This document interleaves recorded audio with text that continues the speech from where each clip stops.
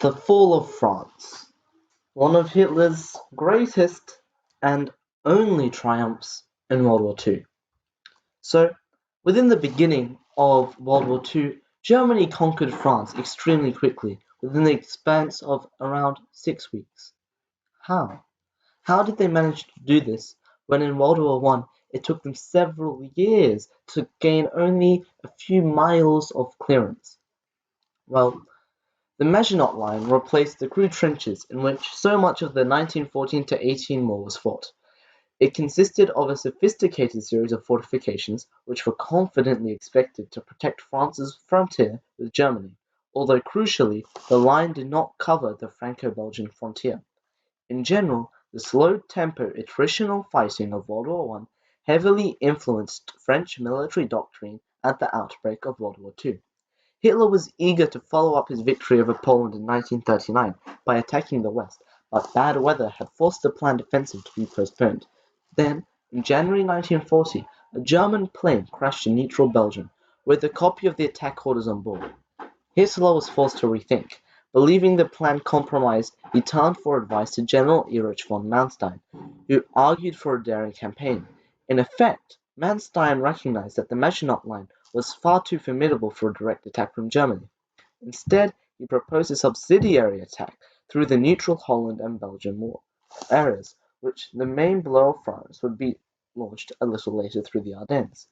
This was a hilly and heavily forested area on the German-Belgian-French border, where the Allies would be unlikely to expect an attack. The plan was heavily to rely on surprise blitzkrieg techniques. Germany used the philosophy blitzkrieg, which translates to lightning war on Germany. It draws from the same philosophies from Sun Tzu in his book The Art of War, a book which was written in the 14th century. So the fact that one military ruler can essentially use the same philosophies in a book written in the 14th century and use it to conquer a country in 6 weeks is quite astonishing. So yeah, Germany basically just went through a hilly part. They just went around the Maginot Line, taking the same philosophies from going on a bear hunt, and captured France. Wow.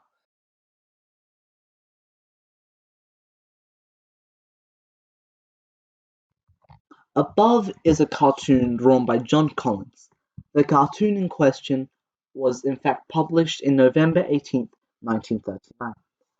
This date is very important to note because the actual Nazi invasion of France was in May 10th, 1940.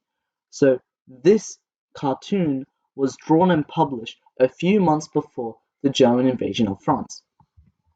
In the cartoon, we can see three countries depicted in a hockey match: Britain, France, and Germany. Britain and France are standing side by side, and Germany is standing opposite. Between them, a line marks the difference between the two, called the Maginot Line. Both Britain and France are seen to be very, very muscular and very strong compared to the weakly German country depicted as Adolf Hitler. So what this is implying is that Hitler and Germany as a whole were very, very weak compared to Britain and France, and the Maginot Line would stop them getting to Paris and Western Europe. However, because of the blitzkrieg tactics that Germany used in 1940, we know that they managed to capture Paris and France in a few weeks, 6 weeks to be precise. So this cartoon itself didn't age well. But from this cartoon, we can infer the general public's perceptions at the time regarding World War II, or at least during the Phony War. The Phony War itself was a period at the start of World War II where no countries did much. Little countries did anything, and they were kind of staring at each other, similar to what we've seen in the Cold War. So from this public perception, we can see that at the time, people in France and Britain and in Western countries like Italy, etc., people thought that Britain and France were very, very strong countries, and Nazi Germany wouldn't stand a chance as to fight against them. Also note the globe dressed in a suit looking on in puzzlement. We can tell he's puzzled from the question mark above his head. He's not really looking at this event with much interest. He's more confused as to what's going on. So from this comic, we can infer two things. Number one, people in the Allied countries at the time thought that both Britain and France were very strong and that Nazi Germany wouldn't stand a chance if they tried to invade France. Number two, people around the world in places such as Africa, America, Canada, Russia, whatever, they were all confused as to what might happen. They did not know whether Germany was going to invade, what would happen at the time. So, from these two things, we can infer these two ideas or these two thoughts from this very simple primary source.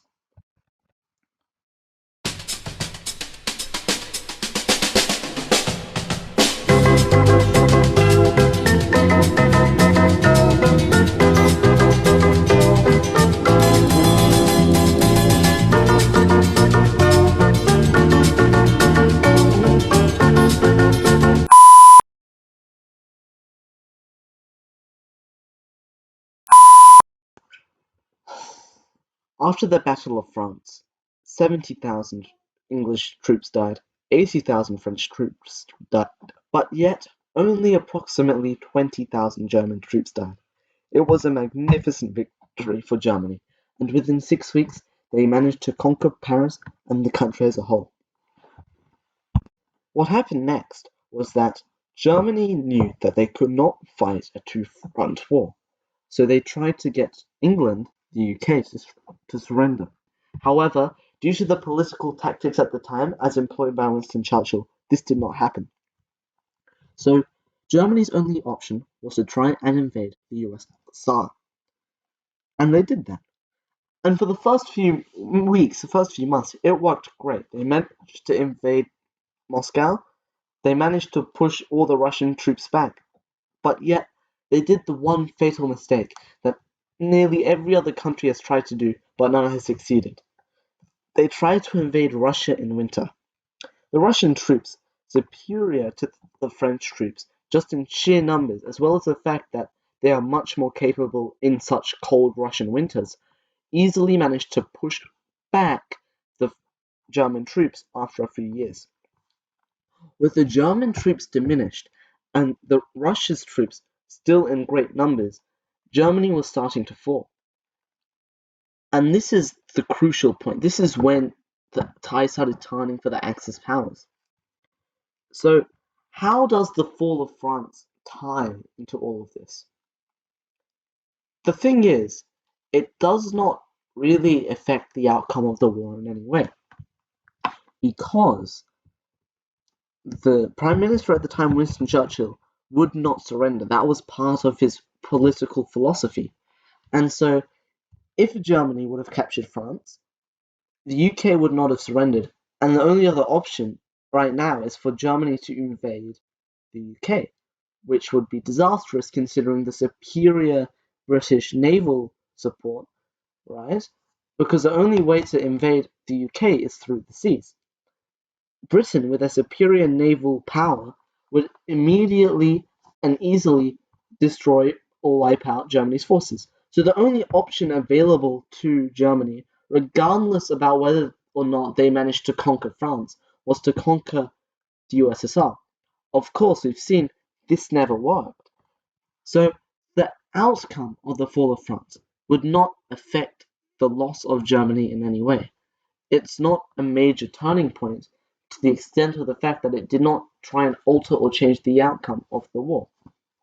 If Germany lost the fall of France and didn't manage to push back, we would see a repeat of the First World War in which the superior Russian troops would conquer them. If they did win the fall of France, as we see in our timeline right now, Germany would try to make the UK surrender, which doesn't work, and then that ends up with them having to invade the USSR, which will fail because there's the superior amount of numbers in the Soviet army. So the fall of France never really changed the outcome because either way, if they win or lose, Germany would lose the war as a whole. And so to the extent of which this event is a turning point, I would argue that it isn't, because in either sense of the way about the outcome of said battle, the end result of the war will be the same.